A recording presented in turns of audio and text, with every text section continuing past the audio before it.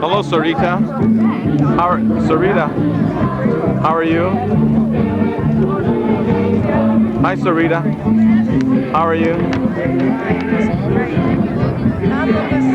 Top of the world. Hello, Mickey.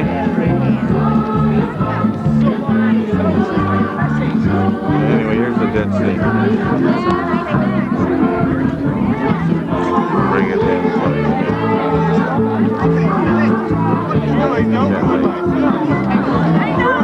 That is the Dead Sea. Oh, great shot!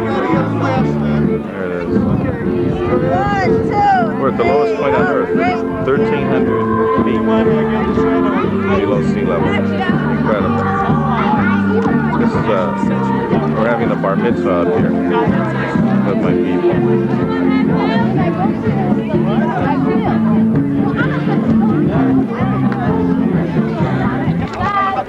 You would like this now. I wonder why. There's the Dead Sea. The Dead Sea is a monster. I hope you can see what it is. It's just the lowest part on Earth. Many rivers, oceans, dead end here because it's so low.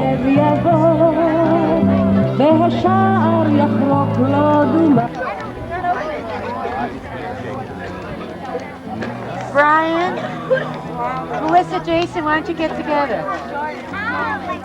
Get closer.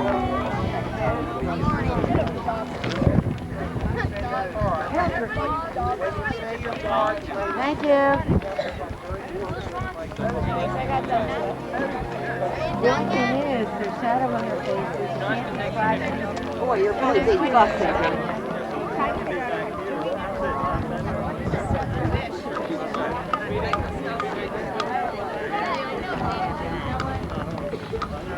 I had something I forget. Great pictures. And when it fell apart,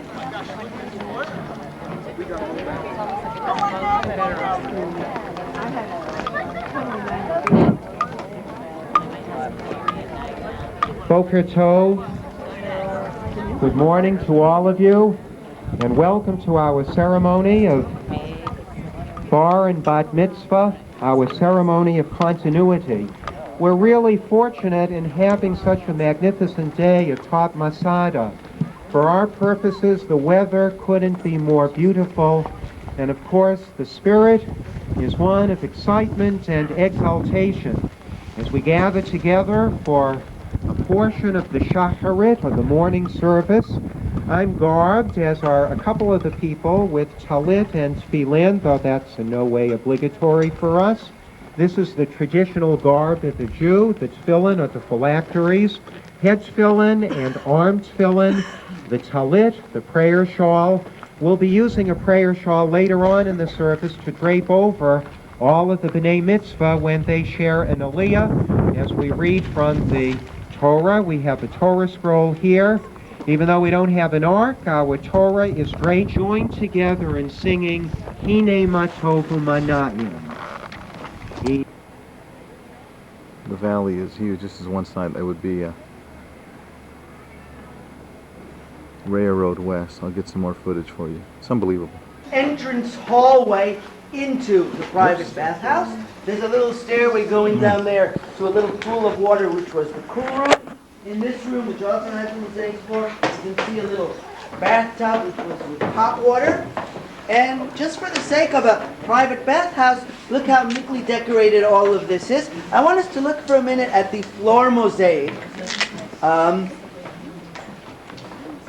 You'll notice that all the floor mosaics and wall paintings that you see here are only of geometrical designs or plant motifs. What do they totally lack? Images. Images. Remember what we spoke about at the synagogue?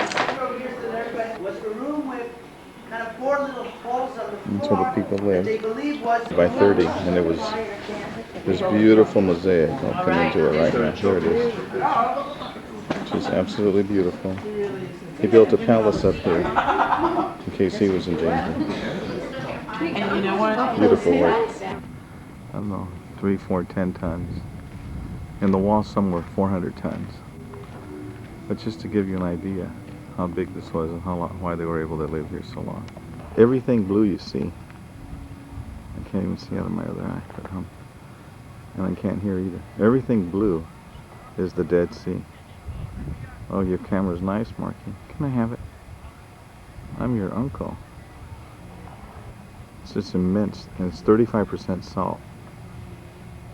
It's beautiful. You're the man. The seats are all around, and what does that remind us of? School. The synagogue in Tzfat, that's right. And also of the synagogue that we saw in Tiberias, even though we didn't see the seats there or the benches, we know that the seating arrangement. See, the lowest spot in the world. We're at the Dead Sea Hilton, and we just had a fabulous buffet, really first class in here. People are still eating.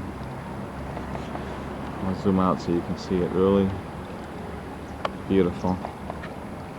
And then right here I'm going to show you what we have. We have water in this huge, very big pool. We're going to go swimming in a bit. This is Dead Sea water, where you float.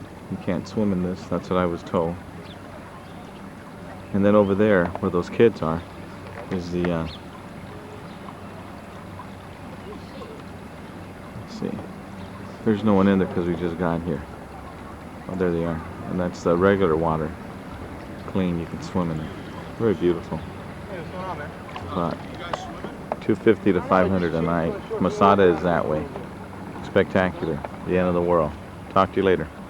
Isolated and remote Jewish settlements had to pass through areas that were controlled and dominated by Arab villages and posts. Look at this road that we're now driving on. This is where the road always was. Topography kind of dictates where the road can be built. And I don't think you have to be a military expert to understand how easy it would be for Arabs that had posts and villages on the slopes of these hills to prevent Jewish transportation from driving onwards to Jerusalem. I mean, we are just coming from Jerusalem. This was the only road that connected Jerusalem to the rest of the Jewish population. Jerusalem was by itself up on the top of the mountain, unlike today where there are lots of other settlements surrounding Jerusalem. Jerusalem was just isolated up there by itself, and the fact that the Arabs could prevent Jewish transportation from getting along this road, that really caused Jerusalem to be totally besieged for a couple of months, because any vehicle that tried to drive on this road, 1,000 people, that's 1/6 of the entire Jewish population that was here in those days. And they're beginning to run out of food, they're running out of water, running out of ammunition, medical supply, and they're totally besieged, totally cut off from the rest of the Jewish population. So the Haganah eventually decided that unless we do something, we're going to lose Jerusalem. And they decided, starting April 1948, to carry out brigade-scale operations to... We're down to